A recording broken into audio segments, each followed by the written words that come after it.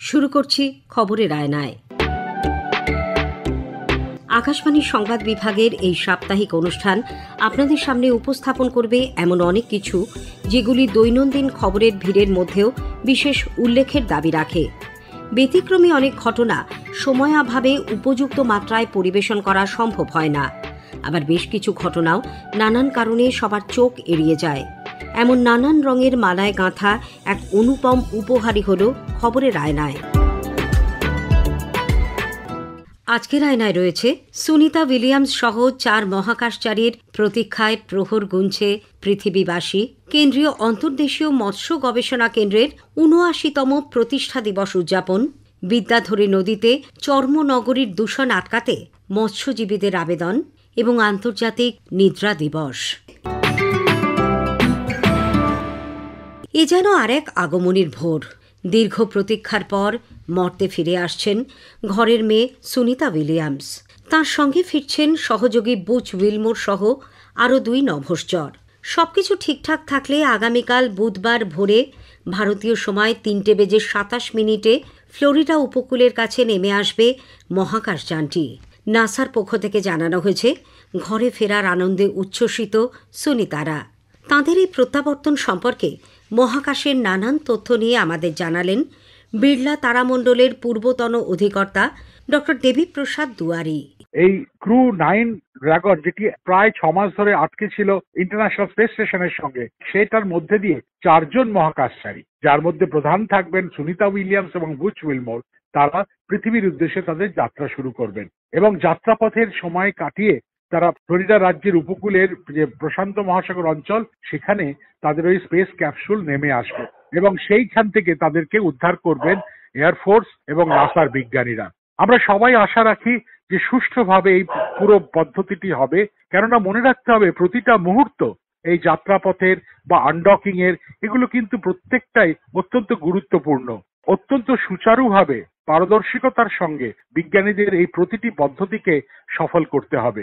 আর সেই সাফল্য যদি আসে, তাহলেই আমরা জানতে পারবো যে দীর্ঘ 9 মাস প্রতীক্ষার পর সুনিতা উইলিয়ামস সফলভাবে ফিরে আসতে পারলেন পৃথিবীর মাটিতে। ফিরে আসার পরদিন থেকেই তিনি যে স্বাভাবিক জীবনযাত্রা যাপন করতে পারবেন এমন নয়, কারণ 9 মাস দীর্ঘকাল থাকার ফলে তাদের শারীরিক এবং হয়তো কিছুটা মানসিক পরিবর্তন ঘটেছে। সেই শারীরিক পরিবর্তন যেমন রক্তাল্পতা বা হাড়ের ঘনত্ব কমে যাওয়া, বা যেহেতু তারা বিনা অভিকর্ষজ বলের জায়গায় ছিলেন, পৃথিবীর মাটিতে অভিকর্ষজ বলের সঙ্গে তাদের শরীরকে নতুন করে যুঝতে হলে তাদেরকে কিন্তু অনেক পরীক্ষা নিরীক্ষা এবং ওষুধ এবং নতুন এক্সারসাইজের মধ্যে দিয়ে অন্তত 2-3 মাস পরে তারা হয়তো স্বাভাবিকভাবে স্বাভাবিক জীবনযাত্রায় ফিরে আসবেন। আমরা সবাই আগ্রহী নাসার বিজ্ঞানীদের মতো যে সব সুষ্ঠুভাবে সঠিকভাবে হোক, সুনিতা উইলিয়ামস এবং বুচ উইলমোর তারা পৃথিবীতে ফিরে আসুন। এবং এক্ষেত্রে একটা জিনিস বলবো, এই ঘটনাটি কিন্তু অনেকটা শিক্ষামূলক।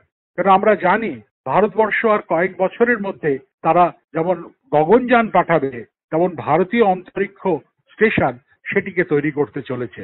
আমরা কিছুদিন আগেই জেনেছি যে এই গগনযানের যাতে ঠিকঠাক কাজকর্ম হয়, সেজন্য 2টি উপগ্রহকে পাঠিয়ে স্পাডেক্স বলে একটি প্রজেক্টের মধ্যে দিয়ে তাদেরকে ডকিং এবং আনডকিং করা হয়েছে। এবং এটার মাধ্যমে বোঝা যাচ্ছে যে আন্তর্জাতিক স্পেস স্টেশনের ক্ষেত্রেও যখন পৃথিবী থেকে যাবে, কিভাবে ডক করবে, কিভাবে আনডক করবে, আর কি ধরনের জানেই বা যাবে, সেগুলির মধ্যে যেন কোনো ত্রুটি না থাকে, যেটা ধরা পড়েছিল এই ক্ষেত্রে বোয়িং স্টারলাইনার ক্ষেত্রে। সুতরাং সেদিক থেকেও আমার মনে হয় সমগ্র পৃথিবীর মহাকাশ বিজ্ঞানীরা, বিশেষ করে ভারতবর্ষ ইসরোর বিজ্ঞানীরা, এই সমস্ত ঘটনার দিকে তারা কিন্তু তীক্ষ্ণ নজর রাখছেন যে এই ঘটনা থেকে তারা শিক্ষা নেবে যে কি করে পরবর্তীকালে তাদের ক্ষেত্রে পূর্ণ সাফল্য আসে। উল্লেখ্য, সুনিতা উইলিয়ামস মহাকাশে কাটিয়েছেন 9 মাস। তবে এর আগে নাসার আমেরিকান নভশ্চর ফ্রাঙ্ক রুবিওর 2023 সালে 371 দিন এই মহাকাশ গবেষণা কেন্দ্রে কাটানোর অভিজ্ঞতা রয়েছে। এছাড়া 1995 সালে রুশ মহাকাশচারী ভ্যালেরি পোলিয়াকোভ একটানা 437 দিন মির স্পেস স্টেশনে কাটিয়ে বিশ্ব রেকর্ড গড়েছিলেন, যা আজও অক্ষুণ্ণ।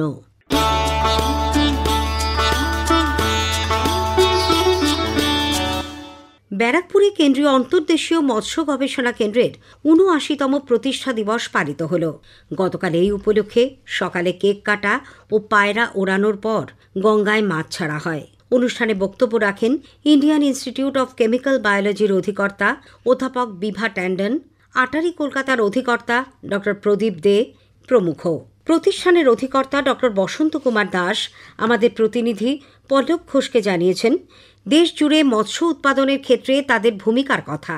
আমাদের যে টেকনোলজি আছে ও টেকনোলজি অ্যাডাপ্ট করকি কেমন ওমনের মাছটা প্রোডাকশন বাড়তে পারবে। কেবল বেঙ্গল নয়, আমাদের ঝাড়খণ্ড, ছত্তিশগড়, উড়িষ্যা, নর্থ ইস্ট, দেন उत्तर प्रदेश, कर्नाटक सबाई ये टेक्नोलॉजी का हमारा बहुल परिमाण में प्रचार होच्छे और केमन फार्मार एडप्ट करबे ओनाদের डेमनस्ट्रेशन दिচ্ছে।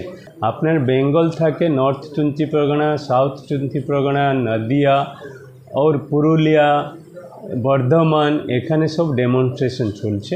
ওখানে ডাইরেক্ট ফার্মার জন্য বেনিফিট হচ্ছে। আমাদের এখানে সাউথ 20 परगना, নর্থ উইকনে মিশন উমেন 3000 আমাদের একটা প্রোগ্রাম ছিল। ড্রোনটা কি পর্যায়ে আছে? আপনি ড্রোন ডেমো দিয়েছিলেন, ড্রোন টেকনোলজি দেখানো হয়েছিল, এটা ওরা কি অ্যাডাপ্ট করতে পারছে বা ওরা কি চাইছে বা আপনারা কীভাবে ড্রোনটাকে অ্যাপ্লাই করছেন এখন? ড্রোনটার অ্যাপ্লিকেশন আমাদের 3 তাকে করেছে। একটা মেডিসিন অ্যাপ্লিকেশন হবে, दूसरा ফিড অ্যাপ্লিকেশন হবে, तीसरा আমাদের রিসার্চরে যেসে কোই ওয়েটল্যান্ড থাকে ম্যাক্রোফাইটস আছে, দল ফল আছে, তো ওনাদের কত জল আছে, কত দল আছে, কী কার আছে ওনাদের भी আমি আকলন করতে পারবে। আর 4 নম্বরটা আমাদের কি করেছে না, ড্রোন কার্গো ড্রোনটা রিসার্চ চলছে, মাছটা কতবার ট্রান্সপোর্ট হতে পারবে ওনাদের রিসার্চ চলছে। লেকিন ये दोनों আমাদের কাছে টেকনোলজি আছে। এই চক্রটি আমাদের আটারি মাধ্যমে আমাদের কি করেছে না, যে ভাই আমাদের চাইছে ওখানে অ্যাপ্লিকেশন করবার জন্য আমাদের রিকোয়েস্ট করবে, তো আমাদের ওখানে যা কি এই কাজটা করেছে। এখন আমাদের অনুষ্ঠান থাকে যে ইস্ট কলকাতা ওয়েটল্যান্ডের ডেমনস্ট্রেশন আছে, আপনার সুন্দরবন থেকে ডেমনস্ট্রেশন দিয়েছে, বাকি যেখানে আমাদের আপনার ময়না ওয়েটল্যান্ড থেকে ডেমনস্ট্রেশন দিয়েছে, সবাই থেকে বহুল প্রচার জন্য আমাদের কাজ করেছে। এখন মাননীয় প্রধানমন্ত্রী আবির্ভূত আছে কার্গো ড্রোন, তো কার্গো ড্রোনটা একটা প্রজেক্ট আমি নিয়েছি। ये প্রজেক্টটা এখন চলেছে। 25 তারিখ দিনও একটা ড্রোন আসবে, কার্গো ড্রোন ডেমনস্ট্রেশন কি হবে ওনাদের बाद वो तो उनका আমাদের ওটো फिर একটা মাস बाद उसको पूरा ड्रोन उड़ान হবে। 70 কিলো মাছটা লেকে কেমন যেতে পারবে এই কার্গো ড্রোনটা প্রজেক্টটা চলছে।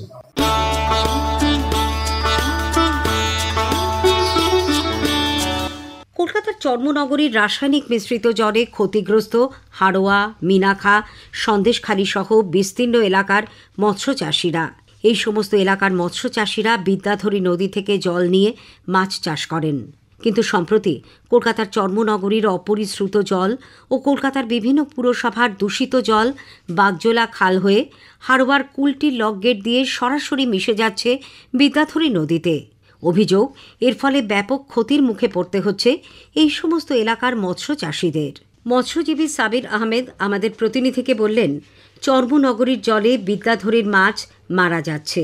কলকাতা শহর যে আরও পৌরসভাগুলো আছে, ভাটপাড়া থেকে শুরু করে ওইদিকে ব্যারাকপুর থেকে শুরু করে এই সমস্ত এলাকার জলগুলো এই দিক দিয়ে ঘুরপথে বিদ্যাধরীতে ফেলা হচ্ছে। তো এইটা যদি ফিল্টারাইজ করে ছাড়া হয় তাহলে এই জলটা এখানে মাছ চাষের উপকার হবে। এখানে মাছ যারা চাষি তারাও মার খাচ্ছে, একের পর এক মড়ক নিচ্ছে মাছের, এবং জলের কালার দেখছেন তো কি দূষণ। বিদ্যাধরী নদী বাঁচাও কমিটির সভাপতি ভূপেশ চন্দ্র দত্ত বললেন, সরকার এগিয়ে না এলে এই মড়ক আটকানো যাবে না।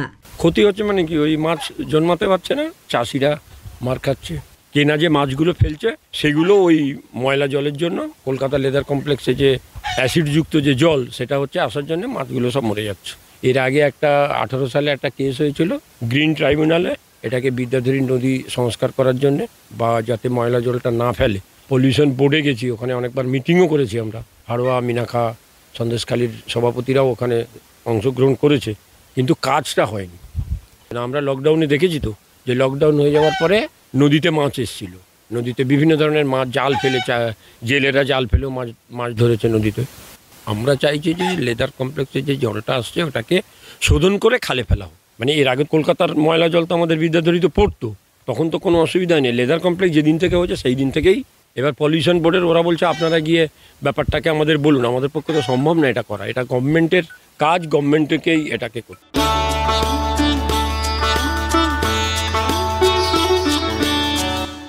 গত 14ই মার্চ গুরুত্ব সহকারে উদযাপিত হল আন্তর্জাতিক নিদ্রা দিবস।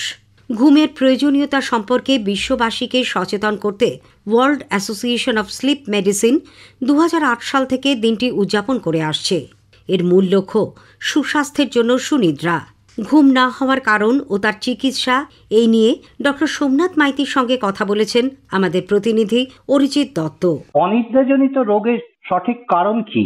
অনিদ্রাজনিত রোগের অনেকগুলো কারণ আছে। তার মধ্যে প্রথম হচ্ছে ইরেগুলার স্লিপ টাইম, অত্যাধিক জাঙ্ক ফুড, স্মোক করা, একটা সার্টেন টাইমে ঘুমাতে না যাওয়া, অন্যান্য যদি অ্যাক্টিভিটিস না থাকে, সারাক্ষণই আপনি বাড়িতে থাকেন বা এখন অ্যাক্টিভিটি বলতে চাইছি যে লোকজন আগে অফিসে যেত, অনেক লোকজন অফিস বাড়ি থেকে করে।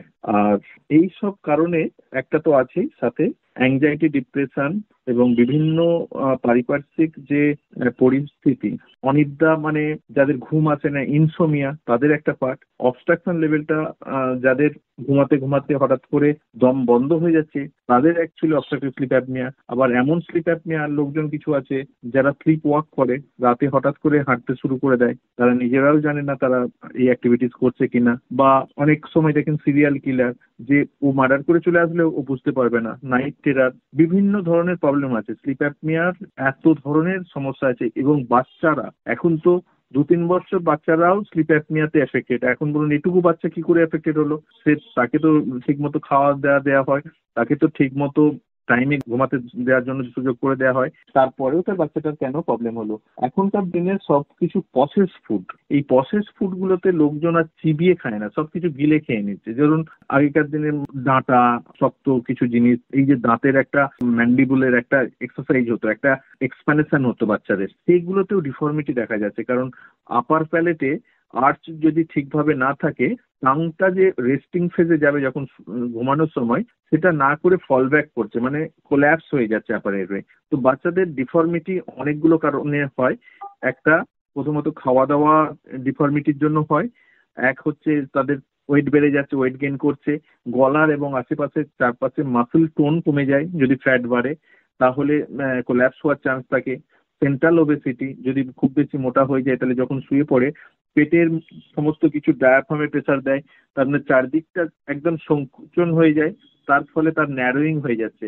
এই জন্য বাচ্চাদের এই কারণে স্লিপ অ্যাপনিয়ার সমস্যা বেশি দেখা দিচ্ছে। শুধু অনিদ্রাই বলেন তাহলে তো মানসিক চাপ, অ্যাংজাইটি, ডিপ্রেশন অ্যান্ড যে পরিস্থিতি, সেই পরিস্থিতিতে সামাল দিতে হবে আমাকে, সমাজে সেই জায়গায় থাকতে হবে, আমার সেই বার্ডেন চলে আসছে যে আমাকে করতেই হবে। সেই চাপ তো ডেফিনেটলি অনিদ্রাজনিত মূল এবং প্রধান কারণ। এর চিকিৎসা পদ্ধতি কি? যদি অনিদ্রা কারোর হয়, কি কারণে হচ্ছে সেটা প্রথমে ডায়াগনোসিস করতে হবে। প্রপার ডায়াগনোসিস এর ট্রিটমেন্টের জন্য ঠিক আপনাকে রুট কজ করে দেবে। ধরনের রোগীদের বাড়িতে পরীক্ষা করলে কিন্তু অনেক কিছু মিসডায়াগনোস হবে। বাড়িতে শুধু স্ক্রিনিং হয়, সেখানে শুধু দেখা হয় অবস্ট্রাকটিভ স্লিপ অ্যাপনিয়া, অবস্ট্রাকশন আছে কি নেই, অক্সিজেন ডিস্যাচুরেশন হচ্ছে কি হচ্ছে না। অনিদ্রাজনিত কারণে কোনো পেশেন্টের যদি ডায়াগনোসিস পরীক্ষা করতে হয়, সেই পরীক্ষাটা ল্যাব বেস জায়গাতে গিয়ে পরীক্ষা করতে হবে। কারণ তার ইনসোমিয়া যে আসছে কি না এবং কোন স্টেজে তিনি ঘুমাচ্ছেন এবং সেই স্টেজে কি তার অ্যাক্টিভিটি হচ্ছে, কি তার বিহেভিয়ারাল চেঞ্জেস হচ্ছে, এই সমস্ত কিছু উঠে আসে যেখানে ইন ল্যাব পলিসোনোগ্রাফি হয়। এর সঙ্গে তো হৃদরোগেরও একটা যোগ রয়েছে, আপনি কি বলেন? ডিরেক্টলি ইম্প্যাক্ট হয়। আপনার যদি ঘুম প্রপার না হয় তাহলে আমরা সমস্ত কিছু, নট অনলি হৃদরোগ, আপনার ডাইজেস্টিভ সিস্টেম, এন্ডোক্রাইন সিস্টেম, আপনার হরমোনাল সিস্টেম, আপনার রেনাল সিস্টেম, আপনার সমস্ত কিছু সিস্টেম ইম্প্যাক্ট হবে। সবাইকে এগিয়ে আসতে হবে যে এটা একটা ডিজিজ। সবাইকে এটা সচেতন ভাবে ভাবতে হবে যে সেই অ্যাওয়ারনেসটাই বলছি, সেই অ্যাওয়ারনেসটা আমাদের যদি ঠিকমতো না হয় তার থেকে নানা সমস্যার সৃষ্টি হতে পারে এবং সেই জন্য একটা সতর্কতা অবলম্বন করা প্রয়োজন। আপনাকে অনেক ধন্যবাদ, নমস্কার। আজকের আয়নায় শেষ করার আগে একটা অনুরোধ, আপনাদের কেমন লাগলো এই অনুষ্ঠান ইমেইলে জানান অথবা আকাশবাণী সংবাদের সোশ্যাল মিডিয়া পেজে সেরা চিঠির উল্লেখ থাকবে প্রেরকের নাম সহ। আজ এই পর্যন্তই। আবার আগামী সপ্তাহে ঠিক এই সময় আকাশবাণীর সংবাদ বিভাগ প্রযোজিত খবরের আয়নায় নিয়ে আসব আপনাদের সামনে। ভাষ্য পাঠে ধৃতি সেন শর্মা, সংকলন ও প্রস্তুতি অভিজিৎ চক্রবর্তী।